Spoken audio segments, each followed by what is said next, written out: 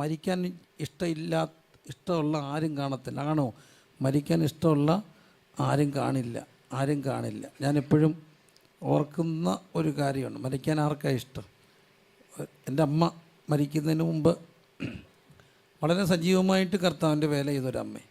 അപ്പം ഞങ്ങളുടെയൊക്കെ ഒരു കാലമായപ്പോഴത്തേന് കുറേ ചെറുപ്പക്കാർ പാസ്റ്റേഴ്സ് എല്ലാം ഉണ്ട്. അപ്പം ഞായറാഴ്ച രാവിലെയൊക്കെ വല്ലാത്ത തിരക്കും കാര്യങ്ങളും ഒക്കെ. രാവിലെ ആൾക്കാരെ എടുക്കാനൊക്കെ ജീപ്പിലൊക്കെ പോവുകയൊക്കെ വേണം. അപ്പോൾ വണ്ടിയൊക്കെ എവിടെയോ ഒന്ന് ബ്രേക്ക് ഡൗൺ ആകുന്നു, ആൾക്കാരെല്ലാം ലേറ്റ് ആകുന്നു, പല്ലും വിളിച്ച് വയ്ക്കുന്നു, ആകെ അസ്വസ്ഥത. അപ്പോൾ അമ്മ രാവിലെ വെളുപ്പിനെ എഴുന്നേറ്റ് ഭയങ്കര ബഹളം വെക്കുകയാണ്.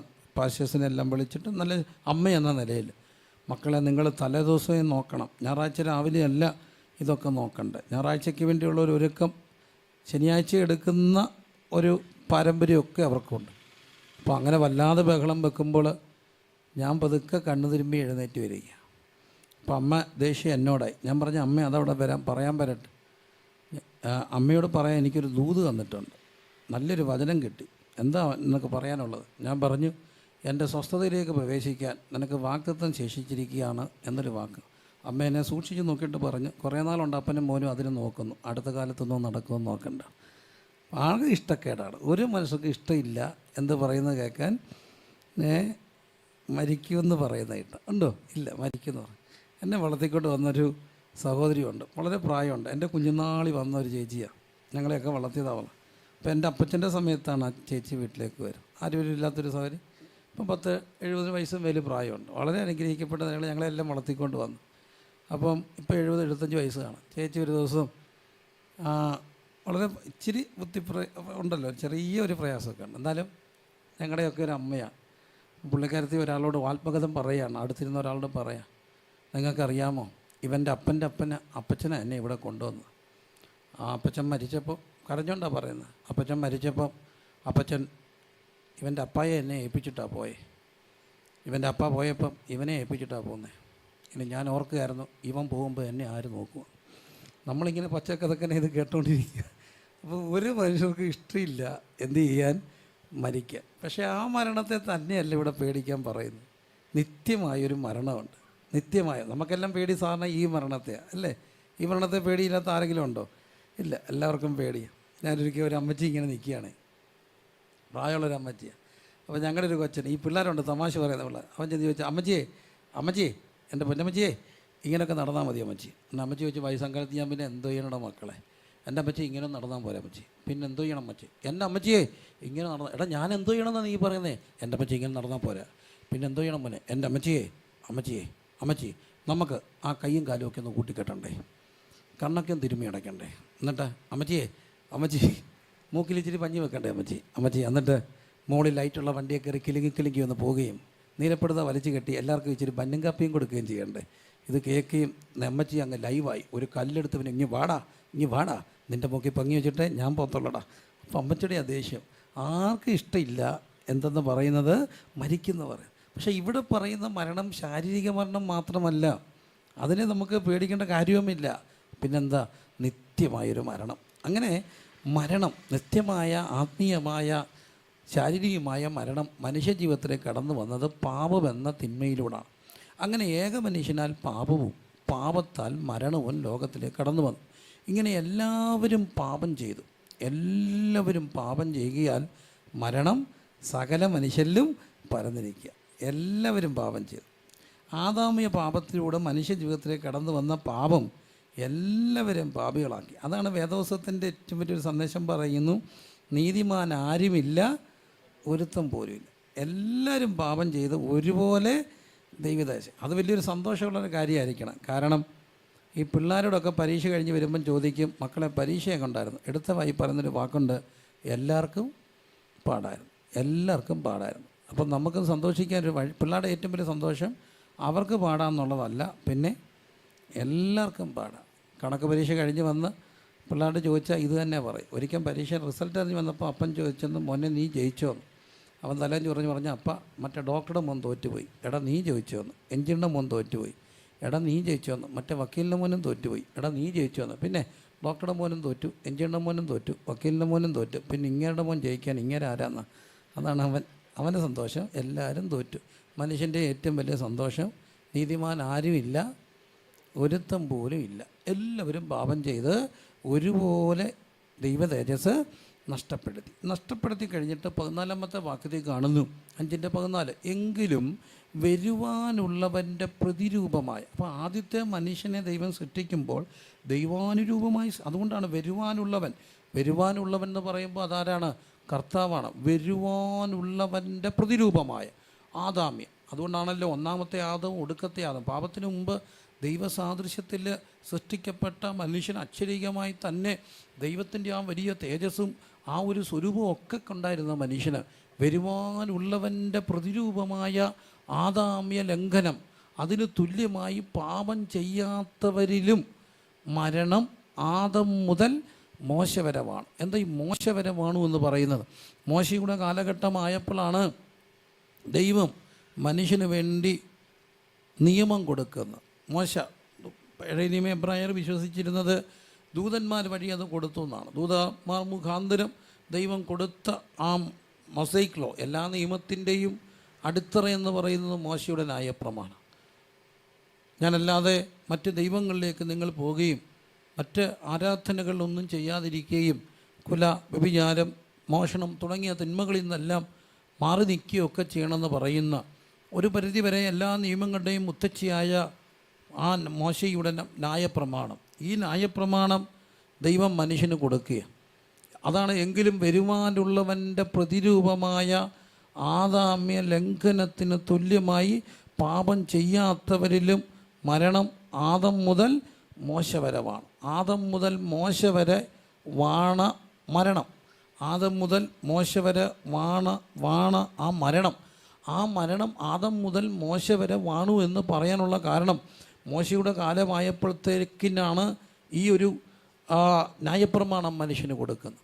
ന്യായപ്രമാണം ദൈവം മനുഷ്യന് കൊടുത്തത് ഒരിക്കലും മനുഷ്യനെ ശിക്ഷിക്കാൻ വേണ്ടി കൊടുത്തതല്ല, മനുഷ്യനെ രക്ഷിക്കുക എന്നുള്ളത്. കാരണം പാപം ചെയ്യാത്തവരിലും മരണം വാഴുമ്പോൾ അവൻ്റെ ഏക മനുഷ്യനാൽ പാപവും പാപത്താൽ മരണവും കടന്നു വരുന്നു. മോഹം ഗർഭം ധരിച്ച് പാപത്തെ പ്രസവിക്കുന്നു, പാപത്തിൻ്റെ ശമ്പളം മരണമാണ്. പാപം ഒരു വിത്ത് പോലെ മനുഷ്യനകത്ത് കിടക്കുകയാണ്. ആ പാപത്തിൻ്റെ വിത്ത് കായ്ക്കുന്ന ഫലങ്ങളാണ് പാപങ്ങൾ എന്ന് പറയുന്നത്. പാപത്തിൻ്റെ ശമ്പളം മരണമാണ്. ആ പാപത്തിൻ്റെ ഫലങ്ങൾ അത് എണ്ണി മനുഷ്യനും ശിക്ഷയിലേക്ക് അവനെ നയിക്കുകയാണ്. അങ്ങനെ മോശയുടെ കാലം വരെ വാണു എന്ന് പറയുമ്പോൾ മോശയുടെ കാലഘട്ടത്തിൻ്റെ പ്രത്യേകത എന്താ? മോശയുടെ കാലഘട്ടത്തിലാണ് ദൈവം മനുഷ്യന് നിയമം കൊടുക്കുന്നത്. നിയമം കൊടുത്തത് ശിക്ഷിക്കാനല്ല, രക്ഷിക്കാനാണ്. ആ 10 കൽപ്പന, പിന്നെ അതിൻ്റെ ഒരു ഡെവലപ്മെൻറ്റ് നമുക്ക് വേദപുസ്തകത്തിൽ കാണാം. 10 കൽപ്പനകളും അതിൻ്റെ ഉപകൽപ്പനകളും എല്ലാമായ മനുഷ്യനെക്കുറിച്ചുള്ള ദൈവത്തിൻ്റെ നിയമസംഹിതകൾ. ഈ നിയമങ്ങൾ ദൈവം മനുഷ്യന് കൊടുത്തത് മനുഷ്യനെ ശിക്ഷിക്കാനല്ല, പ്രത്യുത രക്ഷിക്കാനാണ്. നിയമം ഒരിക്കലും ശിക്ഷിക്കാനല്ല, നിയമമല്ല എന്ത് ചെയ്യാനാ? രക്ഷിക്കാനാണ്. പക്ഷേ നിയമം ലംഘിച്ചാൽ എന്ത് കിട്ടും? ശിക്ഷ കിട്ടും. സാധാരണ പേരൻറ്റിങ് ഒക്കെ പഠിപ്പിക്കുന്നവർ പറയുന്നൊരു കാര്യമുണ്ട്, ശിക്ഷിക്കണം. ശിക്ഷിക്കാതെ ഒരിക്കലും പിള്ളേരെ വളർത്താനും ഒക്കത്തില്ല. പക്ഷേ ഒരു കാര്യം, വെറുതെ ശിക്ഷിക്കുകയും ചെയ്യരുത്. കാര്യം എന്താണെന്ന് പറഞ്ഞിട്ട് വേണം എന്ത് ചെയ്യാൻ? ശിക്ഷിക്കാൻ. മക്കളെ തിരിച്ചു വരുമ്പോഴത്തേന് ഹോംവർക്ക് ഇത്രയും ചെയ്ത് വെക്കണം, ചെയ്ത് വെച്ചില്ലെങ്കിൽ അതിനുള്ള ശിക്ഷ അടി തരും എന്ന് പറഞ്ഞു വന്നാൽ ചെയ്തില്ലെങ്കിൽ എന്ത് ചെയ്യണം? അടിക്കണം. പക്ഷേ അടിക്കുമ്പോൾ ഒറ്റ കാര്യമുള്ളൂ, കോപത്തിൽ അടിക്കരുത്. പറഞ്ഞ് മനസ്സിലാക്കി എന്തിനാണ് ശിക്ഷിക്കുന്നതെന്ന് അവനെ ബോധ്യപ്പെടുത്തിയിട്ട് വേണം എന്ത് ചെയ്യാൻ? അടിക്കാൻ. അത്രയൊക്കെ പറഞ്ഞ് മനസ്സിലാക്കി വേണം അടിക്കാൻ. ഇത് പറഞ്ഞപ്പോൾ ഒരു അമ്മച്ചി പറഞ്ഞൊരു കാര്യമുണ്ട്, ആ പേരൻറ്റിങ് പഠിപ്പിച്ച അമ്മച്ചി പറഞ്ഞു, എൻ്റെ പൊന്നു സാറേ അതൊന്നും നടക്കത്തില്ല. അതിനാ കാര്യം, അന്നേരം അടിച്ചാലേ അടി നടക്കത്തുള്ളൂ, പിന്നാണെങ്കിൽ അടി നടക്കത്തില്ല. അത് സത്യമാണ്. ആ മൂച്ചിനടിച്ചില്ല പിന്നെന്തോ നടക്കത്തില്ല, അടി നടക്കത്തില്ല. പക്ഷേ ഈ മൂച്ചിനടിച്ച ഒരു കുഴപ്പം, എന്തിനാ അടിച്ചെന്ന് ഈ പുള്ളിക്ക് മനസ്സിലാകത്തുമില്ല. പുള്ളി ചിലപ്പോൾ നോക്കി നിൽക്കുക, എൻ്റെ ചേട്ടൻ എന്നെ അടിച്ചത് ഞാനല്ല, പിന്നെ എന്തിനാ എന്നെ അടിച്ചോ, ചുമ്മാ അടിച്ചു എന്നൊക്കെ പറഞ്ഞ് മനസ്സിലാക്കി ബോധ്യപ്പെട്ട് നമ്മുടെ കോപമൊക്കെ നിന്ന് കാര്യം അവനെ. അതുകൊണ്ടായിരിക്കണമല്ലോ പ്രാർത്ഥിക്കുന്നില്ല, കർത്താവേ നിൻ്റെ കോപത്തിൽ എന്നെ എന്ത് ചെയ്യരുതേ? ശിക്ഷിക്കരുത്. കാരണം കോപത്തിലൊക്കെ ശിക്ഷിച്ചു പോയാൽ ഭയങ്കര ശിക്ഷ കിട്ടും, അത് തീരത്തില്ല, ദൈവത്തിൻ്റെ കൈ നമുക്ക് ഭാരമാകില്ല. അപ്പം മനുഷ്യൻ ഈ ശിക്ഷിക്കുമെന്ന് പറഞ്ഞ് ശിക്ഷിക്കണം. പക്ഷേ ശിക്ഷിക്കുന്നത് എന്തിനാ? തെറ്റിനെന്ത് കൊടുക്കണം? ശിക്ഷ കൊടുക്കണം. തെറ്റിന് ശിക്ഷ കൊടുക്കണം. ഈ ശിക്ഷ അത് നിത്യശിക്ഷാവധിയാണ്. നിത്യശിക്ഷ. അതാണ് വെളിപ്പാട് പുസ്തകം 20-ാം അധ്യായത്തിൽ കാണുന്ന ശിക്ഷ എന്ന് പറയും. അന്ത്യവിധിയുടെ ശിക്ഷയാണ്. അപ്പം നമുക്ക് ഇന്ന് പലപ്പോഴും തരുന്ന ശിക്ഷകളൊക്കെ ശിക്ഷയല്ല, അത് ശിക്ഷണങ്ങളാണ്. ശിക്ഷണങ്ങളാണ്. ബാലശിക്ഷ നൽകുമൻ അപ്പനെങ്കിൽ. എന്തിന്? ഈ ശിക്ഷണവും തമ്മിലുള്ള വ്യത്യാസം ഒത്തിരിയാണ്. ഇപ്പോഴത്തെ പോലീസുകാരൊക്കെ ജനമൈത്രി പോലീസുകാരാണ്. നല്ല പോലീസുകാരാണ്. ഞാനൊരിക്കൽ ഒരു പോലീസ് സ്റ്റേഷനിൽ നിൽക്കുമ്പോൾ ഒരു പോലീസുകാരൻ ഇങ്ങനെ SI സാറുണ്ട്, നമുക്ക് അവരുടെ കൗൺസിലിംഗ് ചെയ്യണമെന്നൊക്കെ പറഞ്ഞപ്പം, അപ്പോൾ SI സാർ ദേഷ്യപ്പെട്ട് ഹെഡ് കോൺസ്റ്റബിളോട് പറയുന്നു, ഒരു കാര്യം ചെയ്യും, SI എന്നങ്ങ് മാറ്റിയിട്ട് ഡോക്ടർ എന്ന് എഴുതി എൻ്റെ പേരായിട്ട് അടി കൗൺസിലറോട് അങ്ങ് വെക്കാം, പരിപാടിയൊക്കെ നിർത്തും. ജനമൈത്രിയൊക്കെ വന്നപ്പോൾ ഒരു കുഴപ്പം ഉണ്ടായത് എനിക്ക് തോന്നുന്നു, പോലീസിനെ അങ്ങ് പേടി മാറി. മറ്റേ പോലീസ് കേൾക്കുമ്പോഴേ ഒരു ഉൾഭീതി ഉണ്ടായിരുന്നു. അത് ഇച്ചിരി നല്ലതുമായിരുന്നു. പോലീസ് ജീപ്പ് കാണുമ്പം കലങ്ങിയിരിക്കുന്നവരൊക്കെ ഒന്ന് എഴുന്നേൽക്കുമായിരുന്നു. കാരണം പേടിയുണ്ട്. ഇന്ന് ജനമൈത്രിയൊക്കെ വന്നപ്പോഴത്തേന് ഇച്ചിരി പേടി കുറഞ്ഞില്ലേ? കാരണം ഇവരും അങ്ങ് ഭയങ്കര സോഷ്യലായി, കൗൺസിലിംഗായി, ഭയങ്കര നല്ലതാണെങ്കിൽ പോലും പഴയ പോലീസുകാരൊക്കെ ശിക്ഷ കൊടുത്ത, കൃത്യ അടിയൊക്കെ കൊടുത്ത, അത് ഹേമത്തിനുള്ള അടിയാണ്, അത് ശിക്ഷയാണ്. പക്ഷേ ഒരപ്പൻ പിള്ളേരെ തല്ലുന്നത് ശിക്ഷയല്ല, പിന്നെന്താ? ശിക്ഷണമാണ്. നന്നാകാൻ വേണ്ടിയുള്ളൊരടി. അതൊരിക്കലും എഴുന്നേക്കാതിരിക്കാനുള്ള അടിയല്ല, പിന്നെ അവൻ എഴുന്നേറ്റ് നടക്കാൻ വേണ്ടിയുള്ളൊരടി.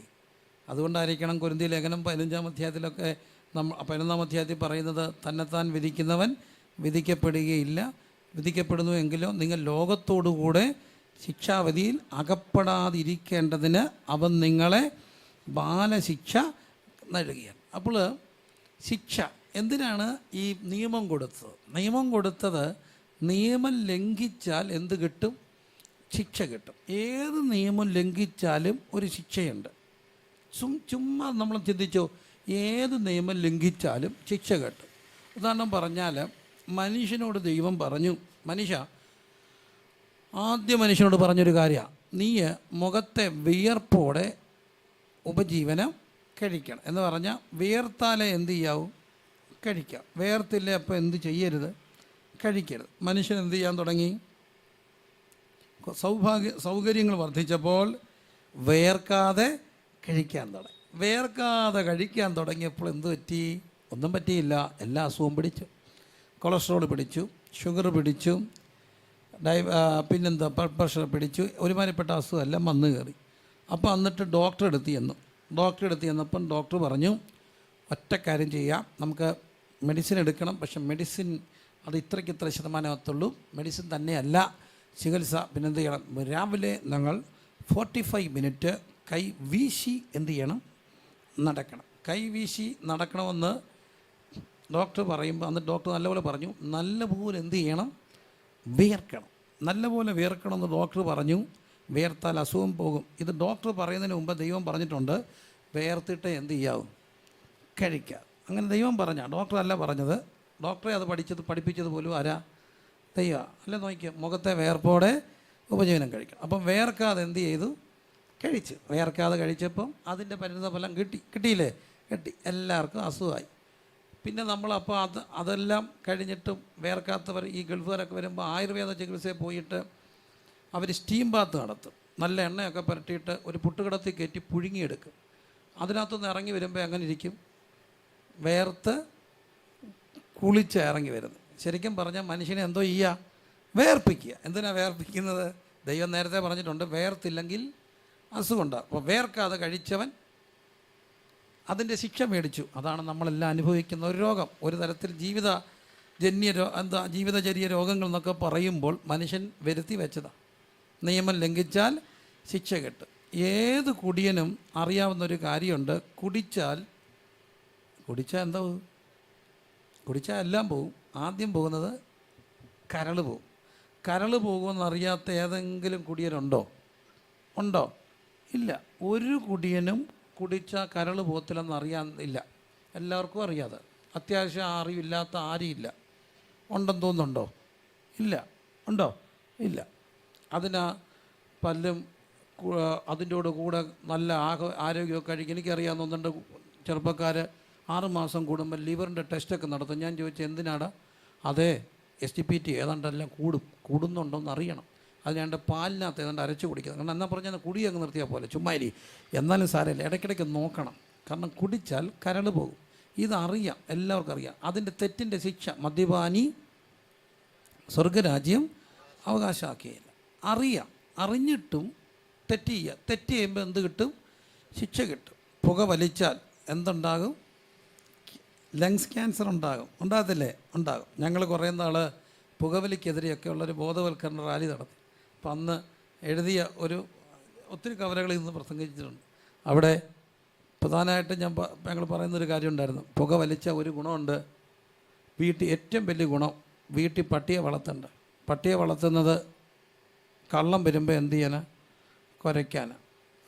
നല്ല പുകവലിയാണെങ്കിൽ അവസാനം രാത്രി മുഴുവനും കുത്തി കുത്തി ചുമച്ചുകൊണ്ടിരിക്കും. ഇപ്പം കള്ളം വന്നാൽ അറിയാം അകത്താൾ ഉറങ്ങിയിട്ടില്ല. ശിക്ഷയാണ്, തെറ്റിൻ്റെ ശിക്ഷയാണ്. ഇന്ന് ലോകത്ത് ഒത്തിരി എല്ലാ തെറ്റിനും ശിക്ഷയുണ്ട്. നോക്ക്, ദൈവം മനുഷ്യനെ സൃഷ്ടിച്ചു പറഞ്ഞു, ഒരാണിന് ആദമിന് ഹൗവ, ഒരാണിനൊരു പെണ്ണ്, ജീവിത വിശുദ്ധി, ലൈംഗിക വിശുദ്ധി അത് ദൈവം കൊടുത്തതാണ്.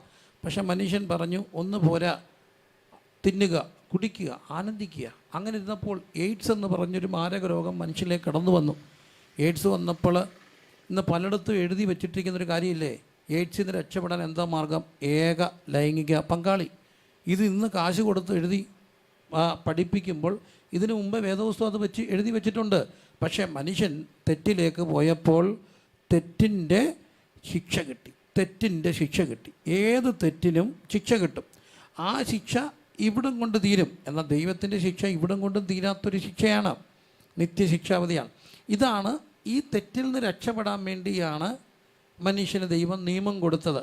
പക്ഷെ മനുഷ്യൻ്റെ ബേസിക്കായിട്ടുള്ളൊരു പ്രശ്നമാണ് ഈ റോമാലേഖന 8-ാം അധ്യായത്തിൻ്റെ 3-ാമത്തെ വാക്യത്തിൽ കാണുന്നു, എങ്കിലും ജഡത്താലുള്ള ബലഹീനത നിമിത്തം. അപ്പം മനുഷ്യന് തെറ്റ് ചെയ്ത ശിക്ഷ കിട്ടുമെന്നറിയാം. അറിയത്തില്ലേ സഹോദരങ്ങളെ? അറിയാം, മനുഷ്യനറിയാം തെറ്റ് ചെയ്താൽ എന്ത് കിട്ടും? ശിക്ഷ കിട്ടും. എന്തുമാത്രം കലാകാരന്മാരും എന്തുമാത്രം നല്ല ബൗദ്ധികരായ മനുഷ്യരുമൊക്കെ കേരളത്തിനും നഷ്ടപ്പെട്ടതും, എന്തുമാത്രം അമ്പൊറ്റി കൊച്ചുങ്ങൾ, നല്ല സുന്ദര കുട്ടപ്പന്മാർ നഷ്ടപ്പെടാൻ കാര്യം മദ്യപാനവും ലഹരിയുടെ ഉപയോഗമാണ്. ഇവർക്ക് ആർക്കും അറിയാൻ വയ്യാഞ്ഞിട്ടല്ല ഇതിലേക്ക് ചെന്ന് വീഴുന്നത്. ഒരിക്കൽ ചെന്ന് പിടിച്ചവർക്ക് പിന്നെ രക്ഷപ്പെടാൻ കഴിയാത്തതുപോലെ അതിൻ്റെ മായിക ലോകത്തേക്ക് അവർ വഴുതി വീഴപ്പെടുകയാണ്. രക്ഷപ്പെടണമെന്നുണ്ട്, പക്ഷേ ഒക്കുന്നില്ല. അതാണ് എന്താ കാര്യം? ജഡത്താലുള്ള ബലഹീനത നിമിത്തം. അതൊരു വലിയൊരു പ്രശ്നമാണ്. നമുക്ക് പലതിനോടും ജയിക്കാനായിട്ട് കഴിയാത്ത ഒരു മനുഷ്യൻ്റെ പ്രശ്നമാണ് നമ്മൾ അവിടെ എല്ലാം കാണുന്നത്, അല്ലേ? ഞാൻ ഈ കഴിഞ്ഞ ദിവസം ശ്രദ്ധിച്ച ഒരു കാര്യമുണ്ട്, ചിരിക്കാൻ തോന്നി. ഒരാൾ കഴിച്ചുകൊണ്ടിരിക്കുമ്പോൾ മുട്ട കൊണ്ട് വെച്ച് അവരുടെ ഭാര്യ വളരെ സ്നേഹത്തോടെ ഞാനിവിടെ ഇരിപ്പം. അപ്പോൾ മുട്ട എടുത്ത് വെച്ചപ്പോൾ പുള്ളി ആദ്യമേ മുട്ട അങ്ങോട്ടും ഉണ്ണി പൊളിച്ച് മാറ്റി വെച്ചു, എന്നിട്ട് വെള്ളം എടുത്ത് വെച്ചു. അപ്പം ഞാൻ ചോദിച്ചപ്പോൾ പറഞ്ഞു, അതെ, ഉണ്ണിക്കകത്ത് കൊളസ്ട്രോൾ ഉണ്ട്, എനിക്ക് അതുകൊണ്ട് വെള്ളമേ ഞാൻ കഴിക്കാറുള്ളൂ, ഉണ്ണി ഞാൻ കഴിക്കാറില്ല. നല്ല കാര്യം, അതുകൊണ്ട് വെള്ളം കൂടുതൽ കഴിക്കണം. അങ്ങനെ പുള്ളി വെള്ളം കഴിച്ചു. ഞാൻ ശ്രദ്ധിച്ചപ്പോൾ ഈ വെള്ളം മാറ്റി വെച്ചിട്ട് അവസാനം ഈ ഉണ്ണി അവിടെ ഇല്ലെന്നേ. അപ്പോൾ ഇതൊക്കെ നക്കി നിൽക്കുക, ഉണ്ണി മുഴുവൻ തിന്നു. ഉണ്ണി മാറ്റി വെച്ചത് എന്താ വരാൻ വേണ്ടിയോ? കൊളസ്ട്രോൾ വരാൻ വേണ്ടിയാണ്. പുള്ളി ഉണ്ണി മാറ്റി വെച്ചിട്ട് പതുക്കെ എന്ത് ചെയ്തു? ഞാനിപ്പോഴും ഓർക്കുന്നുണ്ട്, എൻ്റെ അമ്മ ഷുഗർ ആയതുകൊണ്ട് മധുരം വിടാതെ കാപ്പ് കുടിക്കത്തുള്ളൂ. എന്നിട്ട് ആരും കാണാതെ ഇച്ചിരി പഞ്ചാര എടുത്ത് കൈ വെക്കുക, എന്നിട്ട് ഇടയ്ക്കിടയ്ക്ക് നക്കുക. കാരണം ഈ മധുരം എടുക്കാമെന്നറിയാം, മധുരം ഇട്ട് കുടിക്കത്തുമില്ല. എന്നാലും പഞ്ചാര ഇടയ്ക്കിടയ്ക്ക് ഞാൻ ചെന്തിനമ്മ കയ്പ്പ് മാറാനാണ്, എന്നാൽ പിന്നെ അങ്ങ് ഇട്ട് കുടിച്ചാൽ പോരെ. അതിനൊട്ട് മനസ്സ് സമ്മതിക്കത്തില്ല. എവിടെയോ ഒരു ഫോൾസ് സാറ്റിസ്ഫാക്ഷൻ, അടിസ്ഥാനപരമല്ലാത്തൊരു സംതൃപ്തി. അപ്പോൾ ഇവിടെയാണ് മനുഷ്യൻ്റെ പ്രശ്നം കിടക്കുന്നത്, ജഡത്താലുള്ള ബലഹീനത. ഇതെല്ലാവർക്കും ഉണ്ടെന്നേ, എല്ലാവർക്കും ഈ പ്രശ്നമുണ്ട്. നമ്മൾ ചുമ്മാ നോക്കിയോ, എല്ലാവർക്കും ഈ പ്രശ്നമുണ്ട്. കല്യാണത്തിനൊക്കെ ചെല്ലുമ്പോൾ രണ്ടാമത് ഐസ്ക്രീമിന് ഇടിക്കുന്നവൻ മിക്കവാറും ഇൻസുലിൻ എടുക്കുന്ന പാർട്ടിയായിരിക്കും. നോക്കൂ, അവർക്ക് വീട്ടിൽ നിന്ന് അമ്മമ്മ കൊടുക്കത്തില്ല. അതിന് ഞാൻ അതുപോലെ രണ്ടാമത് ഇച്ചിരി ഇവിടെ ബീഫ് ചോദിക്കുന്നവരുടെ കൊളസ്ട്രോൾ മേളിലായിരിക്കും. ഇവർക്കിതെല്ലാം അറിയാം, പക്ഷേ എന്ത് ചെയ്യാൻ ഒക്കുന്നില്ല, ജയിക്കാൻ ഒക്കുന്നില്ല. എല്ലാവർക്കും ആഗ്രഹമുണ്ട് ജയിക്കണം, പക്ഷെ ഒക്കുന്നില്ല. പലരും പല തീരുമാനമൊക്കെ പുതുതായിട്ട് എടുക്കും. എൻ്റെ ഒരു സുഹൃത്താണെങ്കിൽ ഒരു വട്ടം എന്നോട് പറഞ്ഞ ഒരു പുതുവർഷം കഴിഞ്ഞപ്പോൾ നല്ലൊരു സഹോദരൻ, വലിയ നല്ലൊരു ചിന്തകനും രസകരനായൊരു സഹോദരൻ എന്നോട് പറയുക, സഹോദരാ ഞാനൊരു പുതിയ തീരുമാനം എടുത്തു. ഞാൻ ചോദിച്ചു എന്ത് തീരുമാനം എടുത്തത്? ഈ പുതുവർഷത്തെ ഞാനൊരു പുത്തൻ തീരുമാനം എടുത്തു. എന്താണാവോ? ഒരു തീരുമാനവും എടുക്കുന്നില്ലെന്നും തീരുമാനിച്ചു. കാരണം ഒന്നും എടുത്തിട്ട് ഇതുവരെ എന്ത് ചെയ്യാൻ ഒക്കുന്നില്ല, നടക്കാൻ. പുതുവർഷത്തിൽ ഒത്തിരി തീരുമാനം എടുത്തവർ ഇനി ഇരിപ്പുണ്ട്. ഡിസംബർ 31 തീരുമാനം. ദൈവത്തെ ഓർത്ത് ആവശ്യമില്ലാതെ എടുക്കരുത്. ആദ്യം എടുത്തതൊക്കെ നടപ്പാക്കുക. ഒക്കുന്നില്ല. എന്താ കാര്യം? ജഡത്താലുള്ള വില. നമ്മളൊരു ഫോളൻ നേച്ചർ ജീവിക്കുകയല്ലേ. ആഗ്രഹമുണ്ട്. ഇത് തന്നെയാണ് പൗലോസ് പറയുന്നു, നന്മ ചെയ്യണമെന്ന് എനിക്ക് ആഗ്രഹമുണ്ട്. നന്മ ചെയ്യണമെന്ന് ആഗ്രഹമില്ലാത്ത ആരാ?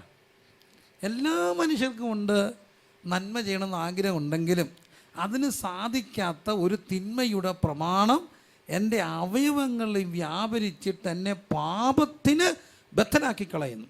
അല്ലേ? എന്നെ പാപത്തിന് ബദ്ധനാക്കി കളയുന്നു. അയ്യോ, ഞാൻ അരിഷ്ട മനുഷ്യൻ. ഈ പാപത്തിന് അധീനമായ ശരീരത്തും തന്നെ ആര് പിടിപ്പിക്കും? അതാണ് പൗലോസ് റോമർക്കെഴുതിയ ലേഖനം 8-ാം അധ്യായത്തിൻ്റെ 3-ാമത്തെ വാക്യത്തിൽ പറയുന്നു, ജഡത്താലുള്ള ബലഹീനത.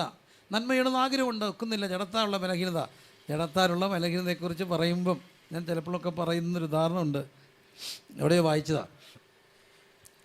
ഒരു ആൻറ്റി എന്നല്ല, മിക്കവാറും എല്ലാ ആൻറ്റിമാരുടെയും ഒക്കെ ഒരു പ്രശ്നമാണ്. ആൻറ്റിമാരുടെ തന്നെയല്ല, ഇപ്പോൾ അച്ചായന്മാരുടെയും പ്രശ്നമാണ്. എവിടെ പോയാലും സാരി മേടിക്കും. ഇടയ്ക്ക് എവിടെയോ ഒരു ഫോട്ടോ കൊണ്ട് കഴിച്ചു. ഭയങ്കര ആക്രാന്തം കാണിക്കുന്നത്, അങ്ങനെ റിഡക്ഷൻസേ ഇല്ലാത്ത, ഇട്ടിച്ച് കുത്തി കീറി തള്ളി മറിച്ച്. കാരണം റിഡക്ഷനാണേ, എല്ലാം എടുത്തുകൊണ്ട് ഓടുക. സാരി മേടിക്കുന്ന ആൻറ്റി എല്ലായിടത്തും സാരി മേടിക്കും. അല്ല, സത്യത്തിൽ ഇന്ന് മനുഷ്യൻ്റെ ഏറ്റവും വലിയ പ്രശ്നം ഇതാണ്.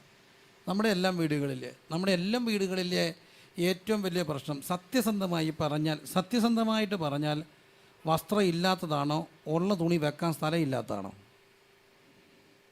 ഇവിടെ ഇരിക്കുന്നവരെല്ലാവരും ഇപ്പം ഡ്രസ്സ് ചോട്ടെ, നമ്മുടെ ഏറ്റവും വലിയ പ്രശ്നം ഡ്രസ്സ് ഇല്ലാത്തതാണോ, ഉള്ള ഡ്രസ്സ് വെക്കാൻ സ്ഥലമില്ലാത്തതാണോ? സത്യം പറ. ഉള്ള ഡ്രസ്സ് വെക്കാൻ എന്തോ ഇല്ല, സ്ഥലമില്ല. എന്നാലും കല്യാണം വന്ന അച്ഛാണ്ട് പറയും. അച്ഛൻ ചോദിച്ചേടി മോളെ നല്ലതില്ലേ? അച്ഛാ ഒത്തിരി ഉണ്ടെങ്കിലും മനുഷ്യൻ്റെ മുമ്പിൽ ഇടാൻ കൊള്ളാവുന്നത് ഒന്നുമില്ല. അങ്ങനെ എല്ലാ കല്യാണത്തിനും ഇടാൻ കൊള്ളാവുന്ന മേടിച്ച് അവിടെ ഇങ്ങനെ വെച്ചേക്കുക. ഇട്ട് കിറക്കാൻ എന്തോ ഇല്ല, സമയമില്ല. എന്നാലും അടുത്തതിന് വീണ്ടും എന്തു ചെയ്യും? മേടിക്കും. ഇതൊരു ബലഹീനതയാണ്, ജഡത്താലുള്ള ബലഹീനത. അതിന് നമുക്ക് നോന്ന് പറയാൻ കഴിയുന്നത്. അപ്പോൾ ഈ ഒരു ആൻറ്റി സാരി മേടിക്കാൻ പോകാൻ, അപ്പോൾ അച്ഛൻ പറഞ്ഞു, മോളെ നീ അങ്ങനെ സാരി മേടിച്ചാൽ ഒക്കത്തില്ല, വല്ലപ്പോഴും ഒക്കെ മേടിക്കണം, ഒത്തിരി കാര്യങ്ങളുണ്ട്, ഞാൻ എങ്ങനെ തട്ടിയും മുട്ടിയും പോകുന്നത് എനിക്കേ അറിയത്തുള്ളൂ. ഈ ആൻറ്റി പറഞ്ഞു, അച്ഛൻ എനിക്കതറിയാം, പക്ഷേ എന്തോ കടയിൽ ചെന്ന് ഈ സാരി കാണുമ്പം പിശാച് എന്നെ അങ്ങ് പ്രലോഭിപ്പിച്ചിട്ട് പറയും, മേടിക്കാൻ പറയും. ഞാനങ്ങ് മേടിച്ച് പോവാം. എൻ്റെ കുറ്റമല്ല, സാത്താന്യ പ്രലോഭനം. അച്ഛൻ പറഞ്ഞ് നമുക്ക് രക്ഷിക്കാം. നീ ഒരു കാര്യം ചെയ്യണം, സാത്താൻ നിന്നെ അങ്ങനെ കടയിൽ ചെന്ന് പ്രലോഭിപ്പിക്കുമ്പോൾ അത് സാത്താനാണെന്ന് മനസ്സിലാക്കുമ്പോൾ നീ സാത്താൻ്റെ പറയണം, സാത്താനെ പൊക്കോ, എൻ്റെ പിമ്പി പോകാൻ പറയണം. അപ്പോൾ സാത്താൻ പൊക്കോളെന്ന് പറയും. കടയിൽ പോയപ്പോഴും പറഞ്ഞു വിട്ടു, എടി അവിടെ സാത്താനുണ്ട്, സാത്താൻ നിന്നെ പ്രലോഭിപ്പിക്കും. അപ്പം നീ എന്തോ പറയണം? പുറകിൽ പോകാൻ പറയണം. പറഞ്ഞോ, കേട്ടു, പോയി. തിരിച്ചു വന്നപ്പം താണ്ട് വീണ്ടും സാരി. ഇനി നീ പറഞ്ഞില്ലേ സാത്താനെ പുറകിൽ പോകാൻ പറഞ്ഞില്ലേ? സത്യമായിട്ടും പറഞ്ഞു കേട്ടാ, പറഞ്ഞു. എന്നിട്ട് ആ സാത്താൻ പുറകിൽ പോയിട്ട് എന്നോട് പറയാ, ഈ സാരി എടുത്താൽ പുറകിൽ നോക്കാൻ നീ നല്ല സുന്ദരിയാകും. അപ്പം ഞാൻ എന്ത് ചെയ്തു? പോയി മേടിച്ചു പോയി. ഇതാണ് ജഡത്താലുള്ള ബലഹീനത നിമിത്തം ന്യായപ്രമാണത്തിന് കഴിയാൻ. അപ്പം നിയമം മോശമാണോ? അല്ല. നിയമം മോശമാണോ? അല്ല. നിയമം നല്ലതാ. ഏത് നിയമം മോശം? നിയമം ഒന്നും മോശമല്ല. പക്ഷെ നിയമം പരാജയപ്പെടുന്ന ഇവിടാണ്. എന്ത് ലംഘനം? ജഡത്താലുള്ള ബലഹീനത നിമിത്തം ന്യായപ്രമാണത്തിന് കഴിയാൻ സാധിപ്പാൻ. അപ്പം മനുഷ്യന് പാപം നേടിക്കൊടുത്ത തിന്മയാണ് ഏകമനുഷ്യനാൽ പാപവും പാപത്താൽ മരണവും. അത് കഴിഞ്ഞ് ദൈവം മനുഷ്യന് മോശയുടെ, അതാണ് വരുവാനുള്ളവൻ്റെ പ്രതിരൂപമായ ആദാമ്യ ലംഘനത്തിന് തുല്യമായി പാപം ചെയ്യാത്തവരിലും മരണം ആദം മുതൽ മോശപരമാണ്. മോശയുടെ കാലത്ത് ന്യായപ്രമാണം തിന്മയാണോ? അല്ല. ന്യായപ്രമാണം നല്ലതാ. ന്യായപ്രമാണം മോശമാണെന്ന് എങ്ങനെ പറയാൻ നോക്കൂ? അല്ല. 100% ന്യായപ്രമാണം നല്ലതാ. പക്ഷേ എവിടെയാണ് പ്രശ്നം കിടക്കുന്നത്? ജഡത്തിൻ്റെ ബലഹീനത. അവിടെ തെറ്റ് ചെയ്യാൻ ശിക്ഷ കിട്ടുമെന്ന് അറിഞ്ഞിട്ടും മനുഷ്യൻ തെറ്റ് ചെയ്യാൻ തുടങ്ങി. ന്യായപ്രമാണം നിയമമാണ്. നിയമം ലംഘിച്ചാൽ എന്ത് കിട്ടും? ശിക്ഷ കിട്ടും. ശ്രദ്ധിക്കണേ, നിയമം ലംഘിച്ചാൽ എന്ത് കിട്ടും? ശിക്ഷ കിട്ടും. ഓൾറെഡി മനുഷ്യൻ്റെ മേൽ മരണമെന്ന കുരിശ് കിടക്കുകയാണ്, അതിൻ്റെ കൂടെ ശിക്ഷയൂടെ കിട്ടിക്കഴിയുമ്പോൾ ഈ ശിക്ഷാഭാരവും പേറി മനുഷ്യൻ നടക്കുകയാണ്. മനുഷ്യൻ്റെ ഏറ്റവും മനസാക്ഷിയുടെ ആ ആക്ഷേപവും മനുഷ്യൻ്റെ കുറ്റബോധവും പാപത്തിൻ്റെ ശമ്പളം ഇത് പേറിക്കൊണ്ട് മനുഷ്യൻ നടക്കുക. അയ്യോ, ഞാൻ അരിഷ്ട മനുഷ്യൻ, ഈ മരണത്തിന് പാപത്തിന് അധീനമായ ശരീരത്തു തന്നെ ആര് പിടിവെക്കും? എന്നിട്ടും മനുഷ്യൻ മുമ്പോട്ട് പോകുമ്പോൾ മനുഷ്യന് ആഗ്രഹമുണ്ട് നന്മ ചെയ്യണമെന്ന്, പക്ഷേ ഒക്കുന്നില്ല. ഞാൻ വളരെ ഗൗരവമായിട്ട് പറയട്ടെ, ഞാൻ എല്ലാ സുവിശേഷ പ്രസംഗങ്ങളും പറയുന്നൊരു കാര്യം ഇതാണ് സുവിശേഷത്തിൻ്റെ കാതലായൊരു സത്യം എന്ന് പറയും. എന്നിട്ട് വീണ്ടും മനുഷ്യൻ പാപത്തിൽ തുടരുകയാണ്. മനുഷ്യനെ നിയമം ന്യായപ്രമാണം കൊടുത്തിട്ടും ന്യായപ്രമാണം തെറ്റല്ല, പക്ഷെ കൂനിന്മേ കുരു എന്ന പോലെ ന്യായപ്രമാണം അവനെ പാപത്തിലേക്ക് ലംഘനത്തിലേക്ക് നയിക്കുക. ന്യായപ്രമാണം മോശമാണോ? അല്ല, പക്ഷെ ലംഘനം പെരുകേണ്ടതിന് ന്യായപ്രമാണം ഇവിടെ കയറി വന്നു. നിയമം ഉള്ളിടത്ത് നിയമ ലംഘനമുണ്ട്. നിയമം കൊണ്ട് മനുഷ്യൻ രക്ഷപ്പെടണമെങ്കിൽ എല്ലാവരും പറയുന്നു നിയമം കഠിനമാക്കിയാൽ മനുഷ്യൻ രക്ഷപ്പെടുമെന്ന്. ഭയത്തിൽ നിന്ന് അങ്ങനെയൊക്കെയാണെങ്കിൽ ചില രാഷ്ട്രങ്ങളിലൊക്കെ കൈ കൊണ്ട് മോട്ടിച്ച കൈ വെട്ടും, തല കൊണ്ട് വെച്ച തല വെട്ടും. അവിടെ ഒന്നും കുറ്റം അങ്ങനെ കാര്യമായ കുറയുന്നൊന്നുമില്ല. ശിക്ഷ കഠിനമാക്കിയ മനുഷ്യൻ രക്ഷപ്പെടുമോ? രക്ഷപ്പെടില്ല പ്രിയരെ. ശിക്ഷ കഠിനമാക്കിയാലും മനുഷ്യൻ്റെ പ്രശ്നം മാറുന്നില്ല. മനുഷ്യൻ്റെ അടിസ്ഥാന പ്രശ്നം എന്താണ്? പാപം എന്ന് പറയുന്ന പ്രശ്നമാണ്. ഇതവിടെ കിടക്കുകയാണ്.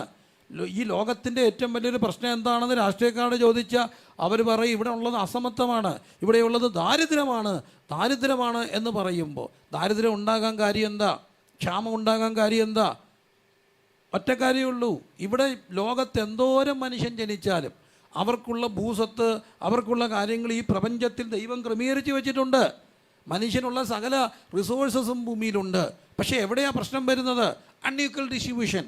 മനുഷ്യൻ കുറേ പേര് അത് തങ്ങളുടെ കുത്തകയായിട്ട് വെച്ച് കഴിയുമ്പോൾ കുത്തക മുതലാളിമാർ അത് കുത്തകയ്ക്ക് വെച്ച് കഴിയുമ്പോൾ പാവം പിടിച്ചവൻ അത് ലഭ്യമാകാതെ പോവുകയാണ്. ഇവിടുത്തെ ഏറ്റവും 80% വരുന്ന ഭൂസ്വത്തൊക്കെ ഇവിടുത്തെ വെറും മൈനോറിറ്റിയുടെ കയ്യിരിക്കുമ്പോൾ 80% വരുന്ന പ്രിയപ്പെട്ടവർ ദരിദ്ര നാരായണന്മാരായിട്ട് നിരക്ഷര കുച്ചികളായിട്ട് അർത്ഥപ്പട്ടിണിക്കാർ കഴിയുക. ഒരു ചെറിയ ന്യൂനപക്ഷമാണ് സമൃദ്ധിയുടെ ആ ലോകത്ത് കഴിയുന്നത്. അപ്പോൾ അവിടെ കൊണ്ട് പറ്റുന്ന എന്താ ഈ ക്ഷാമമൊക്കെ ഉണ്ടാകാൻ കാര്യം? ഇവിടെ ഈ ധാന്യമൊക്കെ വിളഞ്ഞു കഴിയുമ്പോൾ അല്ല അങ്ങനെയുള്ള കാര്യങ്ങളൊക്കെ വരുമ്പോൾ കുത്തക മുതലാളിമാർ ഇത് പൂഴ്ത്തി വെക്കുമ്പോൾ വളരെ ലളിതമായിട്ട് ഡിമാൻഡ് കൂടുമ്പം ഓട്ടോമാറ്റിക്കായിട്ട് പ്രൈസ് കൂടും. വളരെ സിമ്പിൾ എക്കണോമിക്സാണ്.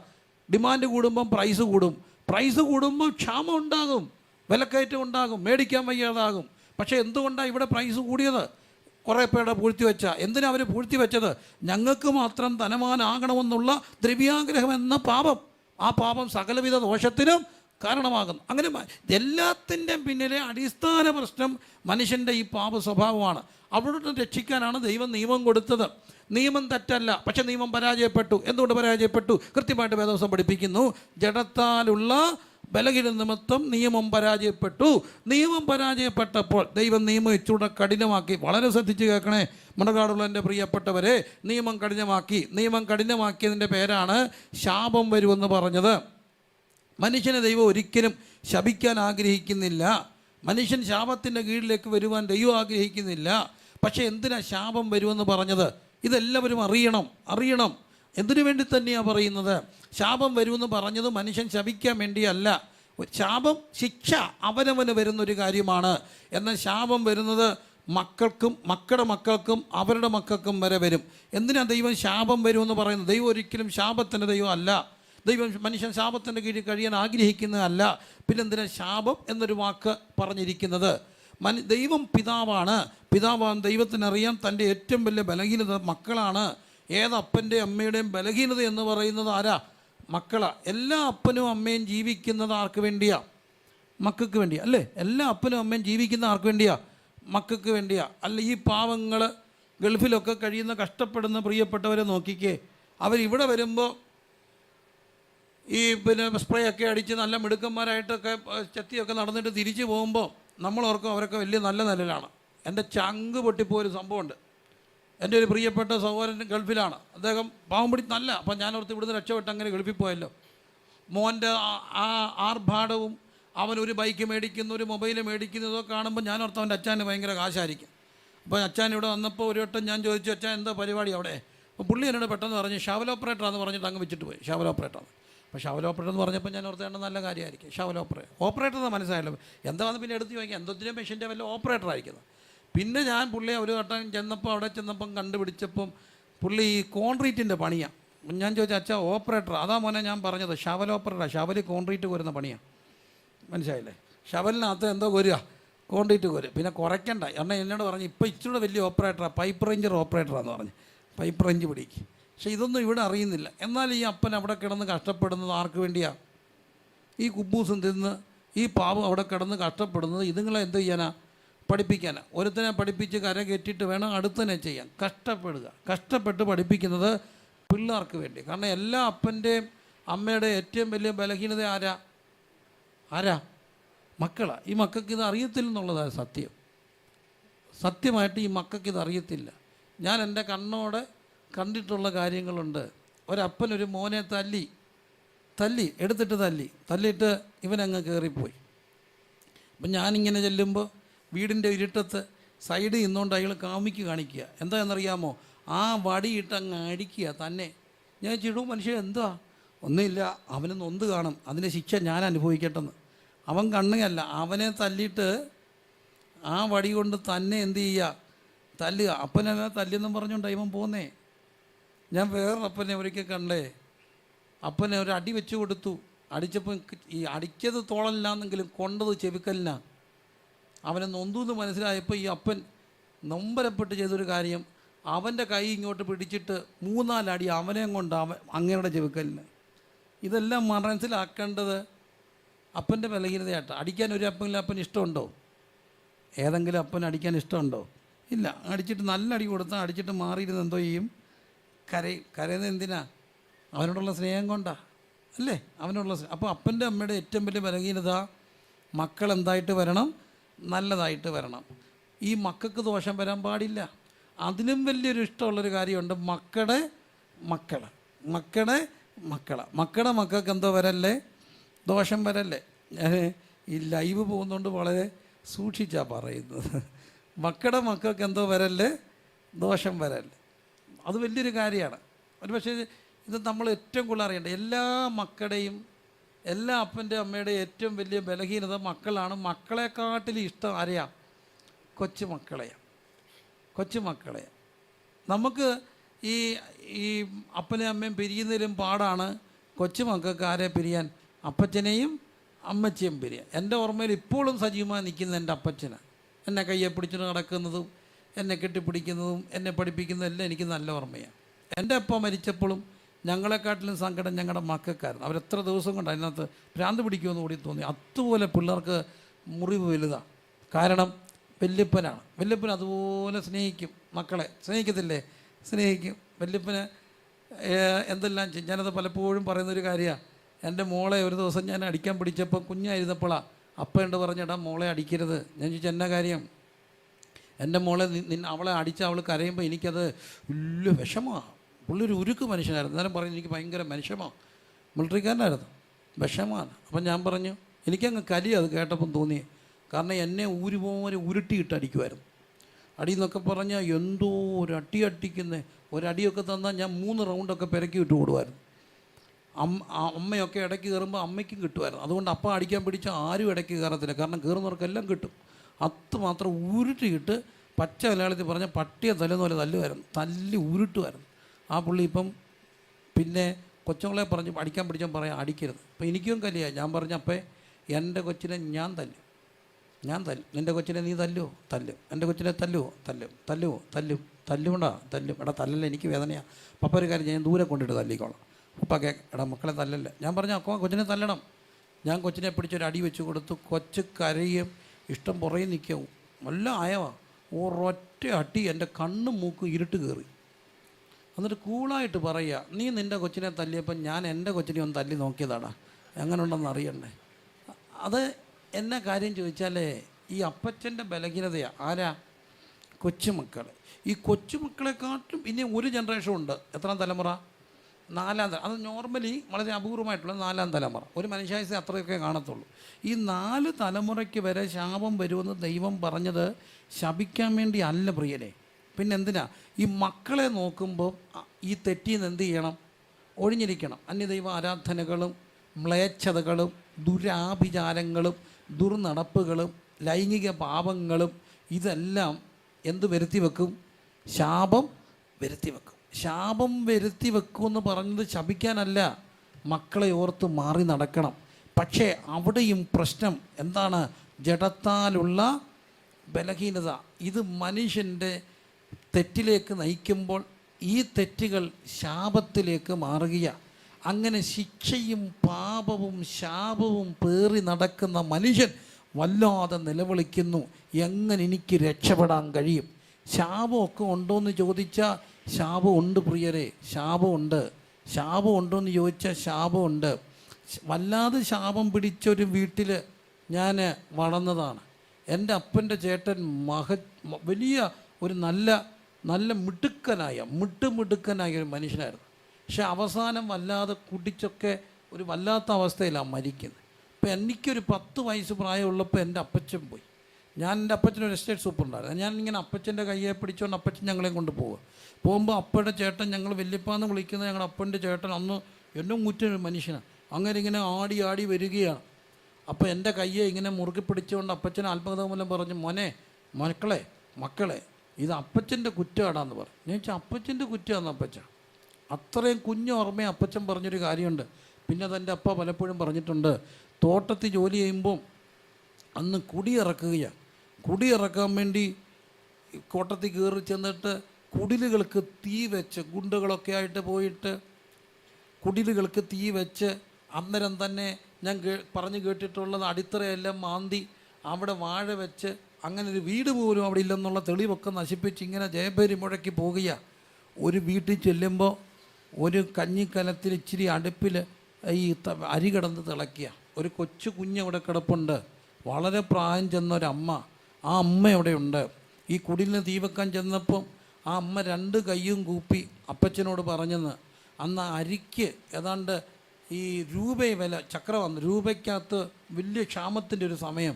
ഈ അമ്മയെ കയ്യും കൂപ്പി അപ്പച്ചനോട് പറഞ്ഞു, ഏമാനെ എരന്ന് മേടിച്ച കഞ്ഞിയ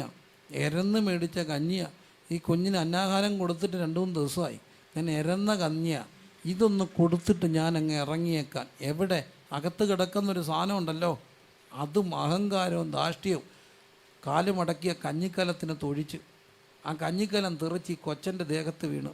ആ കൊച്ചു കുഞ്ഞിനെ വാരിയെടുത്തുകൊണ്ട് കത്തുന്ന പെരയുടെ മുമ്പ് ഇന്നുകൊണ്ട് 1000 വട്ടം അവർ പ്രാഗിയെന്ന്, നിൻ്റെ സന്തതി വെള്ളം ഇറങ്ങി ചാകത്തില്ല.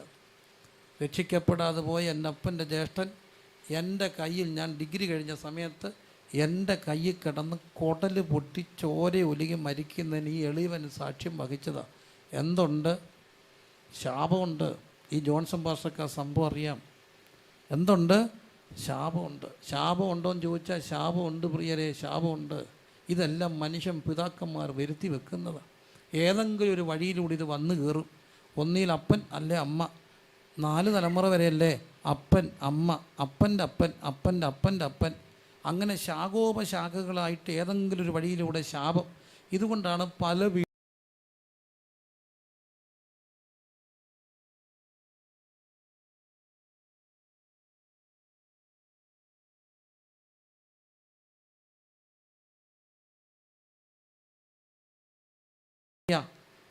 അവർ തന്നെ പറയുന്നു, ദൈവമേ എന്തോ ഒന്ന് പിന്തുടരുക. എന്നിട്ട് തലയെ കൈവച്ച് എത്രയോ പേർ പറയുന്നത് ഈ എളിയവൻ കേട്ടിട്ടുണ്ട്, സാരയില്ലെന്നേ, വല്യപ്പന്മാരുണ്ടാക്കി വെച്ചതല്ലേ, നമ്മൾ എന്ത് ചെയ്തേക്കാം, അനുഭവിച്ച് തീർക്കാം. ചിലപ്പോൾ ഇതുകൊണ്ടങ്ങ് തീരുമാനിക്കും. വിധിയെ മനുഷ്യൻ പഴിക്കുക, ഉണ്ടാക്കി വെച്ചതല്ലേ, അനുഭവിച്ച് തീർത്തേക്കാം. എന്താ? ശാപം. അങ്ങനെ ശിക്ഷയും ശാപവും മരണവും മനുഷ്യനെ വേട്ടയാടി. ഈ മനുഷ്യന് ആഗ്രഹമുണ്ട് രക്ഷപ്പെടണമെന്ന്, ഒക്കുന്നുണ്ടോ? ഇല്ല. അതിനുവേണ്ടി അവരെന്ത് ചെയ്തു? ഓരോ കർമ്മങ്ങളും ഓരോ ക്രിയകൾ ചെയ്യാൻ തുടങ്ങി പരിഹാരത്തിന് വേണ്ടി. പക്ഷെ അതൊന്നും ശാശ്വതമാകുന്നില്ല. വീണ്ടും പാപം ആവർത്തിക്കപ്പെടുകയാണ്. ശിക്ഷകൾ മനുഷ്യനെ വേട്ടയാടുകയാണ്. വേട്ടപ്പട്ടിയെപ്പോലെ ശാപങ്ങൾ വേട്ടയാടുന്ന, ദുർമരണങ്ങൾ വേട്ടയാടുന്ന, ദുഷ്ടതകൾ വേട്ടയാടുന്ന കുടുംബങ്ങൾ. ഞാൻ വെറുതെ പറയല്ല, ഏക്കർ കണക്കിന് തോട്ടമൊക്കെ മദ്യപാനത്താൽ നഷ്ടപ്പെട്ട ഒരു കുടുംബത്തിലാണ് ഞാൻ പിറക്കുന്നത്. ഞങ്ങൾ ജനിച്ചു വീഴുന്ന ഒരു സമയത്തൊക്കെ രാത്രിയിൽ ഈ ചേട്ടനൊക്കെ വന്ന് വഴക്കൊക്കെ ഉണ്ടാക്കുമ്പോൾ മുറ്റത്തിറങ്ങാൻ പേടിയായിരുന്നു. രാത്രി മുറ്റത്തിറങ്ങാൻ പേടിയായിരുന്നു. അന്ന് അറ്റാച്ച്ഡ് ബാത്റൂം ഇല്ല എൻ്റെ കുഞ്ഞു മുറി സമയത്ത്. പുറത്ത് വാഷ്റൂമും ടോയ്ലറ്റും ഒക്കെ ഉള്ളു. പക്ഷെ രാത്രിയിൽ ആരും പുറത്ത് പോകത്തില്ല, കാരണം ഏത് നിമിഷവും എന്തും സംഭവിക്കാം. അത്രമാത്രം കാര്യങ്ങളിലൂടെയൊക്കെ പോയി. പക്ഷേ ഇന്ന് ആ വീട്ടിൽ നൂറുകണക്കിന് പേര് വന്ന് ആരാധിച്ച് അനുഗ്രഹം പ്രാപിച്ച് പോകാൻ കാര്യം ക്രൂശിൽ മാറ്റിയെടുത്തൊരു സംഭവമുണ്ട്. ഇപ്പോൾ ക്രിസ്തുവേശുള്ളവർക്ക് ശിക്ഷാവിധിയില്ല. മാത്രമല്ല, ഗലാത്യ ലേഖനം പറയുന്നു, നമ്മുടെ ശാപങ്ങൾ മാറ്റാൻ മരത്തിന്മേൽ തൂങ്ങുന്നവനെല്ലാം ശപിക്കപ്പെട്ടവൻ എഴുതിയിരിക്കുന്നത് പോലെ ക്രിസ്തു നമുക്ക് വേണ്ടി ശാപമായി മാറി. ഇന്ന് രാത്രിയിൽ എന്നെ കേൾക്കുന്ന പ്രിയപ്പെട്ടവരെ, മനുഷ്യൻ്റെ അടിസ്ഥാന വേട്ടപ്പട്ടിയെപ്പോലെ മനുഷ്യൻ്റെ പുറകെ നടക്കുന്ന ശാപത്തിൻ്റെ, ആ തിന്മയുടെ, ദുഷ്ടതയുടെ, ദുർമരണങ്ങളുടെ ആ പിന്തുടർച്ച, ഇങ്ങനെ മനുഷ്യൻ വല്ലാതെ വലയുകയാണ്. വലയുന്ന മനുഷ്യനൊരു രക്ഷയുടെ മാർഗമുണ്ട്. അതാണ് നമ്മുടെ കർത്താവായ യേശു ക്രിസ്തു